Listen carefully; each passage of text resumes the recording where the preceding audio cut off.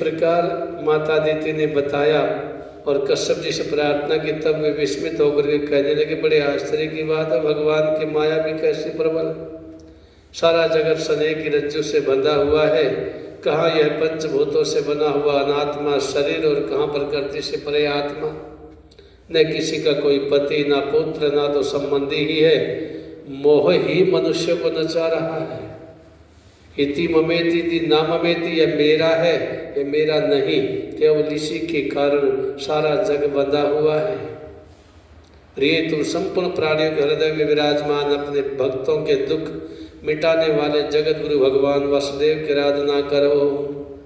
वो बड़े दीन दयालु, अवश्य श्री हरि तुम्हारी कामना पूर्ण करेंगे।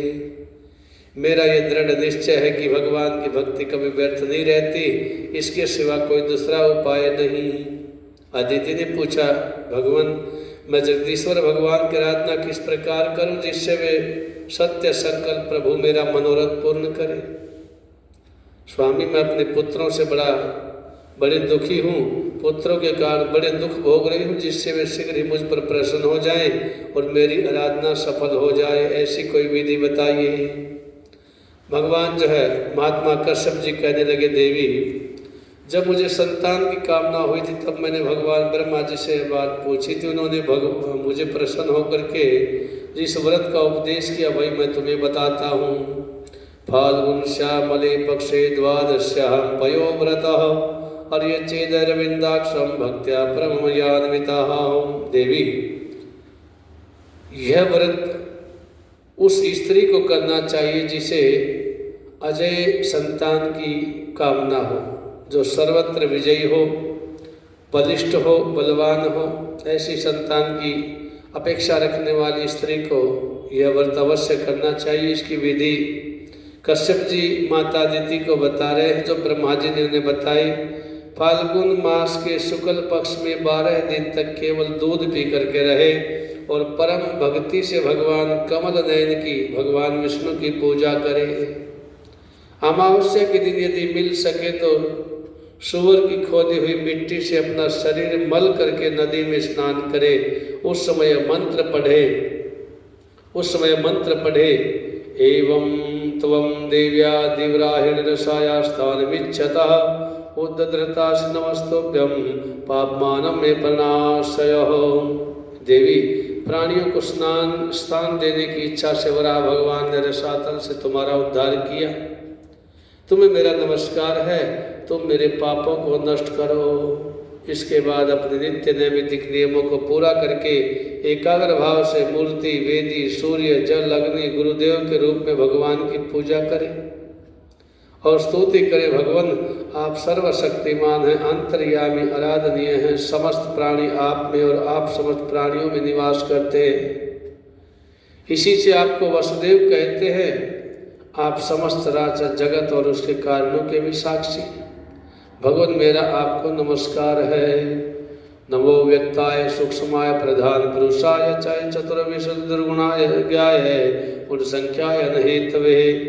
इस प्रकार भगवान की जो है सुंदर स्तुति करते हुए अनेकानेक श्लोकों के द्वारा, अनेकानेक भाव के द्वारा भगवान की स्तुति करें और स्तुति करके जो है प्रतिदिन देवताओं का पूजा करने के बाद अवश्य ही जो है दक्षिणा आदि से ब्राह्मणों को भोजन कराएं, खीर से भोजन कराएं, रीति से उनका सत्कार करें। उसके बाद आज्ञा लेकर के अपने इष्ट मित्रों के साथ बचे हुए अन्न को स्वयं भोजन ग्रहण करें। उस दिन ब्रह्मचार्य से रहें और दूसरे दिन प्रातःकाल स्नान आदि करके पवित्रता पूर्वक पूर्वोक्त विधि से एकाग्र भाव से भगवान की पूजा करें। इस प्रकार जब तक व्रत समाप्त न हो तब तक दूर से स्नान करा करके प्रतिदिन भगवान की पूजा करें। नित्य प्रति जो है भगवान को पंचामृत से स्नान करा, यज्ञोपवीत आभूषण वस्त्र आदि भगवान को अर्पण करके भगवान का जो द्वादक्षर मंत्र है, ओम नमो भगवते वासुदेवाय, द्वादक्षर मंत्र का नित्य जाप करें। सामर्थ्य हो तो दूध में पकाए हुए तथा घी और गुड़ मिले हुए साली के चावल का नैवेद्य लगाएं और उसी का द्वादक्षर मंत्र से हवन करें और उसके बाद मिठाई को, प्रसाद को भगवान के भक्तों में बांटते हैं, स्वयं पालें। आचमन और पूजा के बाद तांबुल पान निवेदन करें। 108 बार द्वादक्षर मंत्र का जप करें। स्तुतियों के द्वारा भगवान का स्तवन करें। प्रदक्षिणा करके बड़े प्रेम से आनंद से भूमि पर लौट करके दंडवत भगवान को प्रणाम करें। निर्माल्य को सिर से लगा करके देवताओं का विसर्जन करें और कम से कम 2 ब्राह्मणों को यथोचित रीति से भोजन करवाएं। भगवान की पूजा में आदर बुद्धि रखते हुए केवल पयोव्रती रह करके केवल 12 दिन तक दूध का पान करके रहे, इस प्रकार यह व्रत करना चाहिए। पूर्ववत प्रतिदिन हवन ब्राह्मण भोजन भी कराना चाहिए। इस प्रकार पयोव्रती रह करके 12 दिन तक प्रतिदिन भगवान की आराधना हवन पूजन तथा ब्राह्मण भोजन कराता रहे।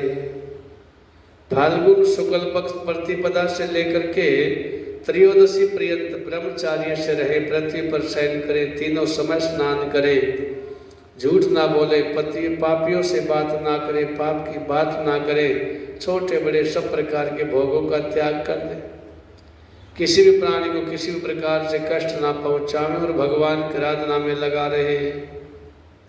त्रयोदशी के दिन विधि जानने वाले ब्राह्मणों के द्वारा शास्त्रोक्त विधि से भगवान विष्णु की पंचामृत से स्नान करा करके धन आदि का संकोच त्याग करके भगवान को बहुत बड़ी पूजा करनी चाहिए। भगवान की दूध में खीर पका करके भगवान को अर्पित करे। अत्यंत एकाग्र भाव से उसी पकाए हुए चरु के द्वारा भगवान का हवन भी करना चाहिए भगवान विष्णु की प्रसन्नता के लिए। और उसके बाद स्वादिष्ट नैवेद्य बना करके भगवान को भोग लगाए।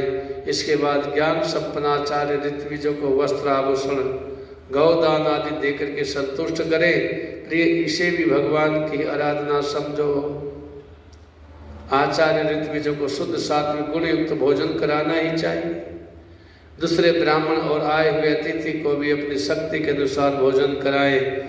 गुरु और ऋत्विजों को यथा योग्य दक्षिणा दे। चांडाल आदि भी यदि आपके वहाँ आ जाए तो उन सभी को दीन अंधे ऐस्मट पुरुषों को भी अन्न आदि दे करके संतुष्ट करें।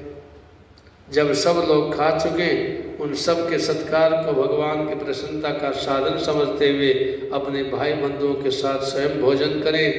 प्रतिपदा से लेकर के 13 तिथि तक प्रतिदिन नाच गान संकीर्तन स्तुति स्वस्ति वाचन और भगवत कथाओं से भगवान की पूजा करें। इस प्रकार से यदि देवी तुम भगवान की आराधना करोगे तो अवश्य ही तुम्हारा पयोव्रत सफल होगा। और जो है पयोव्रत की सफलता के बाद तुम्हें ऐसी संतान पर तुम्हारे जो मनोरथ है तुम्हारे पुत्रों का कल्याणी वह उन्हें दोबारा से उनका राज्य प्राप्त हो जाएगा। यही व्रत भगवान से संतुष्टि करने वाला है। इसका नाम है सर्वयज्ञ और सर्वव्रत। यह समस्त तपस्याओं का सार और मुख्य दान है जिससे भगवान प्रसन्न हो। वही सच्चे नियम है, वही उत्तम यम है, वही वास्तव में तपस्या दान व्रत और यज्ञ। इसलिए देवी संयम और श्रद्धा से तुम इस व्रत का अनुष्ठान करो।